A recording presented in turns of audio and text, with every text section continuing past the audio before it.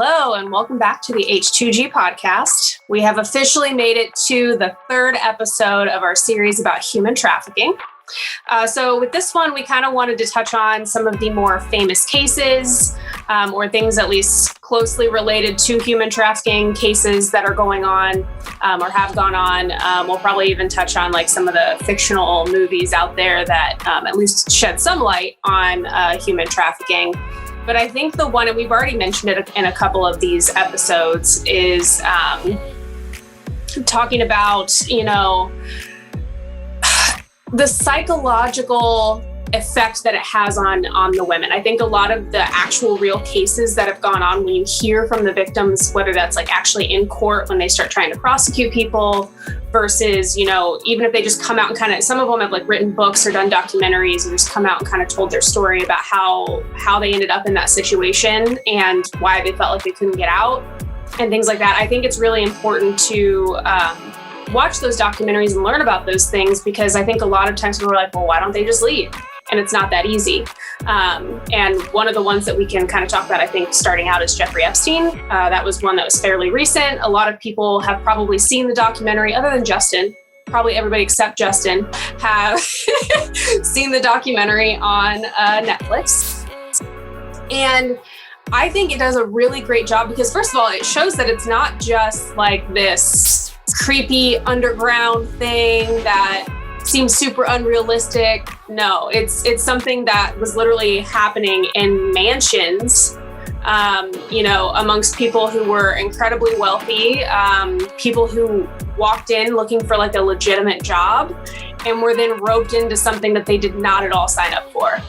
And then it came into this idea of, how do I get out of this situation? Because oftentimes they were coming there alone for a job. And then they end up in this situation. And when you're put in a situation like that, it's easy for you, I think, as an outsider to be like, well, I would just say, F no, I'm not going to put up with this and just walk out.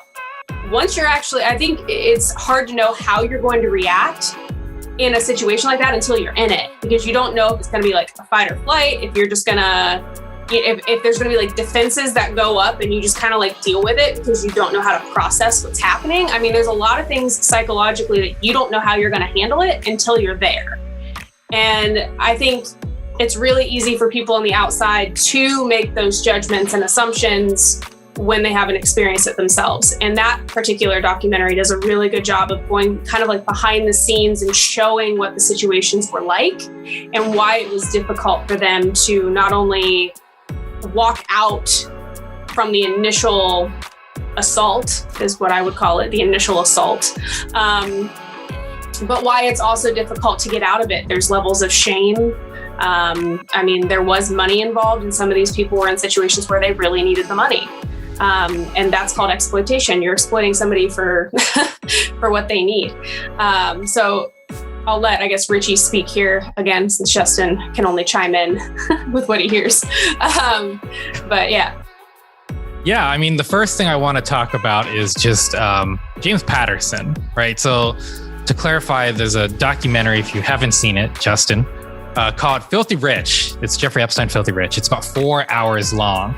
And to clarify, James Patterson, famous, one of my favorite authors of all time, famous mystery novelist. I'm not going to get into him specifically. But the point being is in 2016, he wrote a book on Jeffrey Epstein, and he did an investigation of his own and came out with a book, Filthy Rich, about Jeffrey Epstein.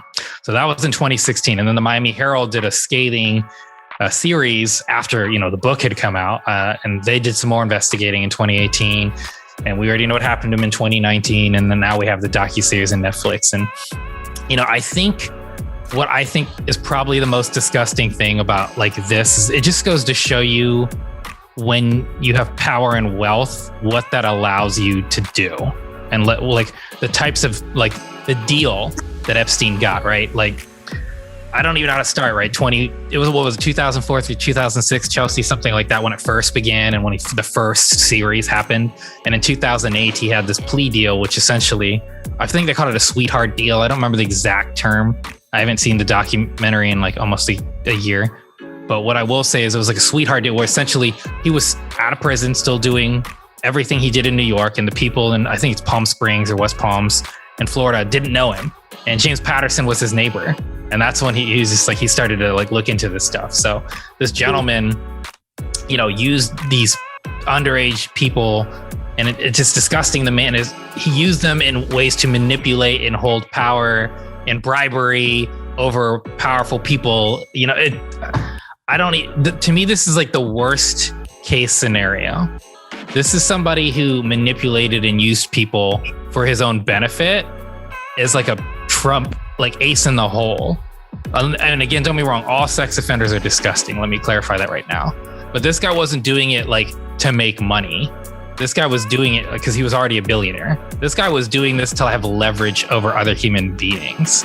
So not only was he like manipulating and destroying these poor children's lives, he was using them as, you know, an opportunity to catch someone else off guard who's also a predator and disgusting, every single person, just so he could have leverage over them. I mean, like, I can't even describe the disgusting outrage that, you know, most people do have. And I don't want to get into the theories of, you know, did he or did he not kill himself, which, you know, the docuseries goes into.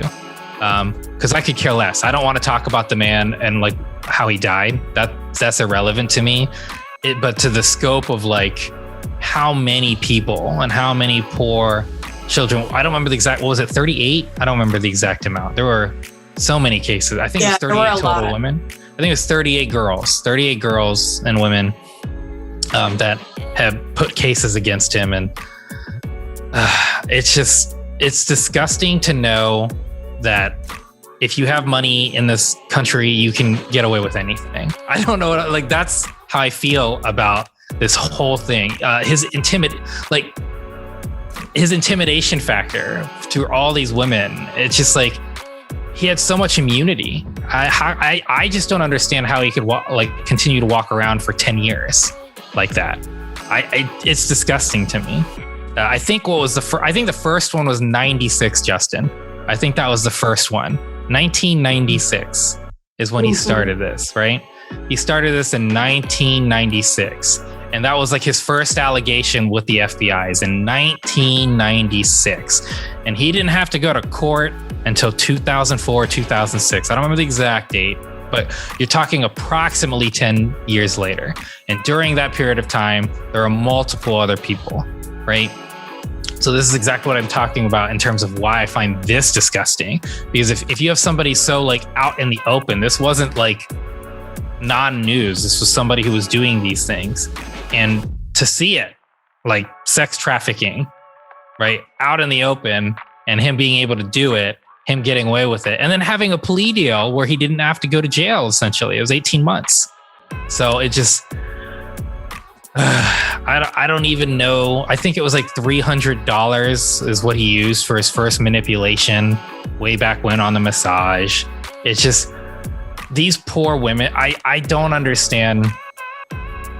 Kind of want to phrase this properly. I don't understand how you can have work release as a sex offender, because that was the first plea deal, was a work release, 13 months in Palm Springs, I think. So he was still able to leave the jail and only have to serve 2 months in prison. And then the rest of it, he was back in New York City being a predator. And this is something that I don't really understand, because I don't really recall the documentary discussing how the legal options of these things are happening or why someone's able to do that. But this is precisely what's wrong with the country, is somebody in power can just stay in power. Don't get me wrong. If for the sake of the argument, if I did the same first incident Jeffrey Epstein did, I'd never get out of jail. Right? I'd never get out of jail. And that's how it should be for anybody.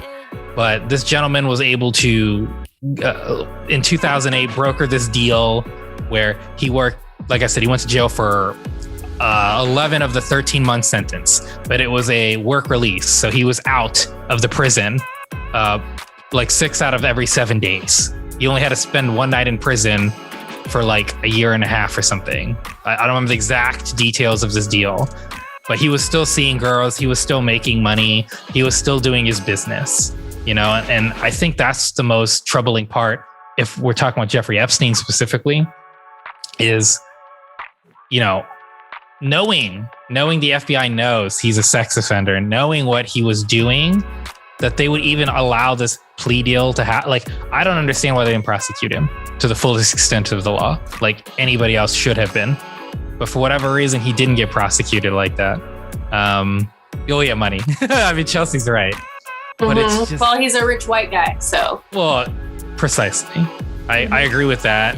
And I think the other thing that's really sad here, to kind of take the momentum off that, is imagine being the survivors, right? And then not having your opportunity in court with this man because he chose to kill himself. I mean, that's, yeah, I'm not getting into conspiracy theories. He chose to kill himself instead of, have to look these women in the eye. So I think, to me, how do you have closure when you can't even, watch the person who, entrapped you have to suffer? He didn't suffer. He hung himself, right? And these poor women are forever like scarred and have to deal with the repercussions of his actions, like for the rest of their life. And, I don't want to get into it too much, but Harvey Weinstein is another one we kind of talked before the air. And another example of men in power who manipulate. And, while I wouldn't say it was sex trafficking specifically, I mean, he was definitely a sex offender and, predatory, and took advantage of the women in the industry for his own joy, so to speak. So I just think something needs to change drastically and dramatically, because it's, we've talked about it in terms of like cartels and like criminal organizations, which is where majority of trafficking occurs. But like, look at here's an example of one mastermind, and the FBI knows who it is. And I'm sure there are multiple billionaires. He's probably not the only one. There are multiple men in power across the globe, not necessarily in the United States, but across the globe, that are doing or have done similar things that this man has done. And they're still walking around freely. And as we can see, even if they get caught, would still be allowed to function in society. So I think that's my take on like the overall concept of Jeffrey Epstein. Like, I don't understand why we're not more intolerant and strict like we should be when people have money. And like you already said, money. And I know that's like the reality of it, but I think that's what bothers me the most, is that the government knew what was going on and they allowed it to continue. Every woman past the year 2008 is directly on the United States government and the FBI, because if somebody's a predator, they're going to continue their actions. I'm not, refuting that he didn't do those things, but they knew he would continue to do those things, and they empowered him, quite frankly, to continue to do those things. So I think that's probably the saddest part to me. Yeah. And I think you kind of loosely touched on it with the FBI, but I think it's also important, and this is the case with both Epstein and Weinstein. What is it with Steen? But even Larry Nassar, is that there's always people that are within a close circle that know about it or allow it to continue or help, like Ghislaine Maxwell. She was heavily involved in recruiting women to basically be victims to Jeffrey Epstein. And there were also women that she would bring in, or girls to bring in, to try and find more girls to bring in. And a lot of times in those cases, they were so young, they were able to psychologically manipulate them. And they didn't even really realize that what they were doing was committing a crime, because they didn't know any better. But then later down the line, once they realized that, they didn't want to tell anyone because they thought that they would get in trouble. And I think a lot of people don't realize that these people are not operating alone. It's not some creeper guy in a basement. There's usually a ring of people.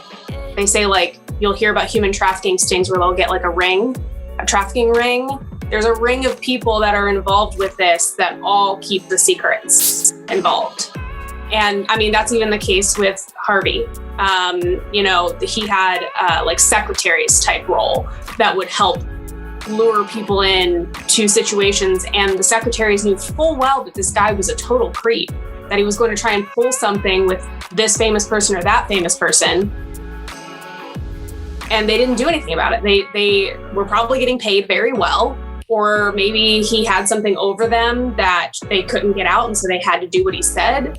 But there's almost always a situation where somebody close to that person knows what they're doing, and instead of being a good person and trying to save people from the psychological damage that comes with any kind of sexual abuse, they just continue not only to allow it to happen, but some of them are actively involved in it. And that is what I do not understand. Especially women that get involved with it, because as a woman, I would hope that you would have some level of understanding of what it means. Even if you personally have not been sexually assaulted, I would hope that you know how violating that would feel if you were in a situation like that. And the fact that they continue to allow it to happen, or even help allow it to happen, is like, it burns a fire in me. It pisses me off. Like, I'm of the mind that I don't care if you torture the person to death. Like, if you commit a crime like that on another human being, I'm completely fine with whatever somebody wants to do to them to kill them. That's just me. I have no respect for somebody like that. But Justin. Yes. Thanks for all the call outs early on. I do have stuff to say on this.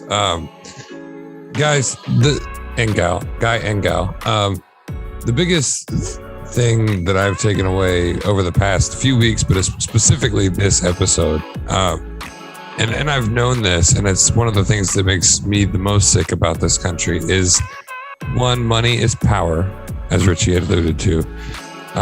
But money is not currency in this country anymore. Power is currency. And when you have power, you have the ability to create situations like this where there is no out. And honestly, and I'm not going to equate the two, but this is the issue, for those who know my political stance, this is the issue I have with Donald Trump. He's got his hat in the ring with these power players, and they run this fucking country in every asset. And whatever it is that they have their profits based off of will come to term, because they've got the law in their pocket, or they've got the police in some situations in their pocket. They've got everything they need to keep things rolling. And then you hear things like Harvey Weinstein. That shit, all of them piss me off. But the Harvey Weinstein thing, I can't imagine, I can obviously identify with an actor who wants to make it in the business, or who does what they can. But I haven't, thrown my hat into the wind and moved to California, where it's ridiculously expensive and extremely hard to make it, and given everything to the career just to be taken advantage of. I haven't done that, but I could not fucking imagine. And he got away with it for years. Jeffrey Epstein. Why didn't they stop him in 2008, Richie? Because he had the power play. He had whatever it was they needed, whether it be a vote swing, whether it be physical money, whether it be whatever. I mean, one of the victims, you know what I mean? Maybe they were actually physically involved in it. It's crazy. And there's been a lot of cases. I mean, you mentioned, what was his name? No, Larry Nassar. Larry Nassar and that was, I was trying to think of, there was a Penn State or somebody coach that was doing it to the college athletes, but there was the story I was trying to think of before the air. Lovie Smith's son, McCall Smith. He was like a Tampa Bay coach. He was a coach for like 7 years in the NFL. Caught on several cases of sex trafficking and prostitution. I mean, when we say this is the biggest business in the world, we're not fucking around. It is literally everywhere, and everybody's cashing in on it. And these guys that get paid millions of dollars to play a child's game on TV. I mean, he played two years before an injury or something like that. and then got paid a fat lump sum to coach for 7 years. And he's still trading human fucking beings for additional money. And I don't even think it's about the money at that point. I don't think it's the money at all for a lot of these big hitters that we're talking about today. It's the feeling of the power, or it's, straight up perversion, whatever it is. I'm with Chelsea. They should be tied to 4 horses that are all heading in separate directions. Yeah. And I think one thing that, again, we kind of touched on is, women being taken advantage of by men in power when they're trying to make it in a business. And I always have found it interesting because you'll hear people make comments like, oh, she's really pretty. She probably just slept her way to the top. And it's like a negative, derogatory thing toward the woman. But I'm like, why wouldn't you criticize the men that allowed her to do that? Why? Like, they were predatory toward this woman. If it's true, if it's even true that she slept her way to the top, the men used what she wanted to get what they wanted. That's called exploitation. So it's like, women, I feel like it all ties back to this, shame when you're put in a situation like this and you don't want to tell anyone because you think people are going to look negatively on you for being involved in something like that, even though it was against your will. And it's because in our society, we look negatively at women who aren't pure, or, if they are sexual in any way, it's like a negative thing. And I think that has a huge impact. And I mean, this is like something where I could go off on a tangent, because I think it also impacts sex education and teenage pregnancy and abortion rates. I think it affects all of that. But particularly with this, it's harder for women to seek out help or to tell somebody, whether it's a police officer or a judge or whoever, that something like this is happening, because there is a level of shame involved. And you're afraid that they're not going to believe you. They're going to think, oh, she's just easy, and she regrets having been with this guy, so now she's trying to take him down. And he has a lot of money, so she's trying to get money out of him. That's the fear that people have, that they can't go to anybody because they're just going to be viewed as somebody who's sleeping around or loose or slutty or whatever word you want to use, instead of realizing there's so many men out there that are predatory and are willing to jump at any chance they can to exploit somebody just to get someone in bed or to feel that power of assaulting somebody.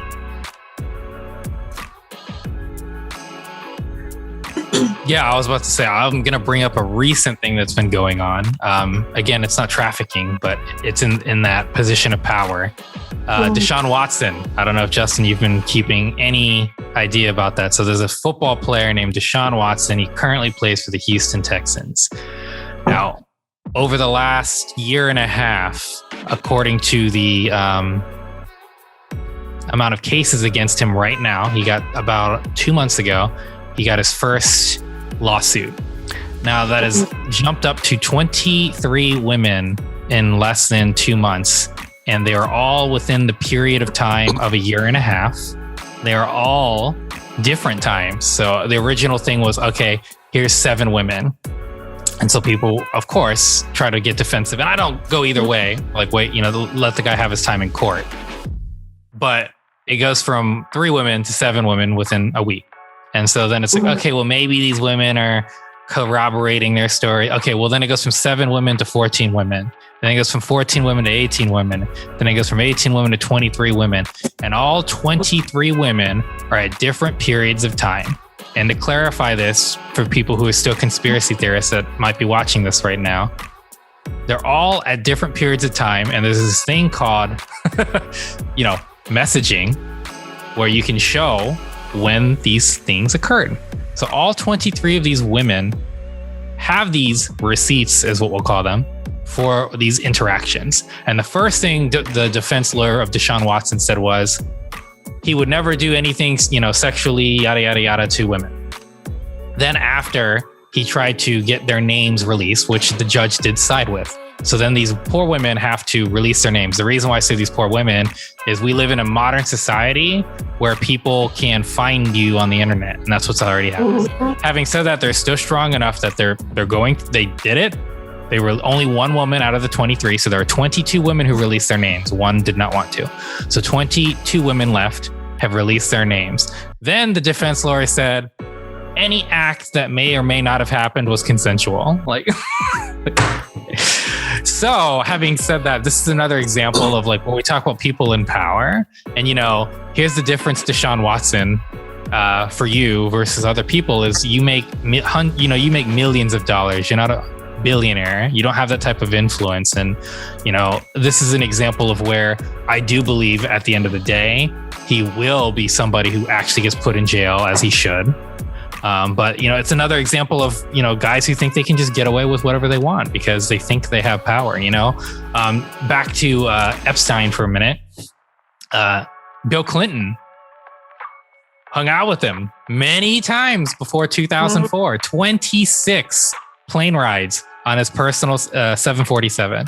There are 26 logs of that. This is precisely, and again, just to clarify, I'm not trying to get political here, but this is precisely what Donald Trump used against Hillary Clinton during their period of time is, hey, your husband and you were on these planes that went to this island, which when you watch the documentary, you know what this island is. And you had 26 or 24 flights within 3 years.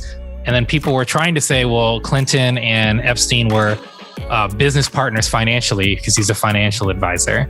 And I don't know if it makes sense for him to fly to an island, if that's the case, an island that's most notably was trafficking women and underage women. Let's clarify that. So again, as somebody who is definitely a Democrat and a liberal, I have no problem saying I fully believe Bill Clinton was part of this entire circle. And this is precisely to the point of power and what we've been alluding to earlier, and as to why Epstein probably was able to get away with the things he was able to get away with. Because if he had Clinton under his circle, God knows who else he has under it and had under it, and why this plea deal was so easy. So I just wanted to mention that, there are still small iterances of this happening now, as in every day. And an example being an NFL player who's clearly a sex offender, and who knows, who else are actual traffickers. But I wouldn't put it past a lot of people. There's so many people in power. And as we've said multiple times over, this is the number one business in the world, right? That's just the reality of it. And I'm hoping for those of you who've been watching, and if you haven't been able to, already know about this, you're learning some things from Chelsea. You're starting to look through these, instances. Hopefully you'll watch the documentary if you haven't yet, just to get an idea how sick this individual was, but how sick this industry is and how it needs to stop dramatically right now. Yeah. And it actually reminded me, I read a book like a month or two ago called Infinite Country. And it's based on a true story. It's almost like the author wanted to just kind of document what she went through, but she's from an immigrant family, illegal immigrants. And she actually does not release certain information in the book just so that her family cannot be found or tracked down. But one thing in that book that was very hard to read is that her mom in the book is here in the US illegally at that point because they came over legally on a visa. And toward the end of it, they had to make a decision as a family whether or not they were going to go back as they were supposed to and try to come back legally. Their concern was, though, that they were able to make more money and provide better for the family that was back. And I think it was Bogota, I think. I'd have to go back and read the cover of the book. But they could go back, but they would struggle financially. And they wanted to continue being able to provide for their family and send money back. So they made the conscious decision to stay here illegally the dad ends up getting caught and sent back, and the family has to kind of flee so that they can't be traced back and all this stuff. So basically she has to work jobs that are under the table. And I know we touched on labor trafficking in some of the earlier episodes. So she's having to go and find work that's under the table so that she cannot be tracked. And one of the unfortunate sides of labor trafficking is that, especially with women, a lot of the men in power in those situations that hire these women know that they cannot go to police, because then police will know that they're illegal and they will literally rape these women. And there's nothing that they can do. They have nowhere to go because they can't tell anybody what's happening to them, because they'll end up getting sent back to their country. And, reading that is really heartbreaking, but it was also eye-opening because I hadn't ever really considered it. That it's another situation where men in power, and that's not even somebody who has a lot of money. A lot of these are like small local restaurants or like little places that, can easily get away with paying people under the table and then take advantage of the women there, because they know for a fact they can't go to the police and there's literally nothing that they can do other than maybe show up with a weapon and try to kill them off, and then they don't have a job. So it's, again, exploiting the woman for something because they need a job. They need to be able to pay the bills that are here, and they need to be able to do it without getting caught. And there's that threat that they could potentially turn them in as an illegal immigrant. So it's an issue that I think it's not limited to a particular race or income bracket or, a certain part of the country. I mean, it is literally woven into every piece of this country, and people don't even realize it. They think it's something that happens in third world countries. No, it could literally be happening right next door to you, in your hometown, at a business that you frequent. And I think it's really important to not only understand the psychological side of it, but even knowing how to find what trafficking potentially looks like. There have been cases where girls have been rescued out of it because somebody recognized the signs of trafficking. So there's so much to it. It takes a lot of time to research it and understand it, but it's worth it, I think, to understand, because it can not only save you or someone that you love, but it could also save a complete stranger that you recognize those signs. Well, Chelsea, I want to thank you for bringing a 3-part series to the table. We're actually going to extend this series into next week. We have a special guest who has reached out after seeing some of our episodes.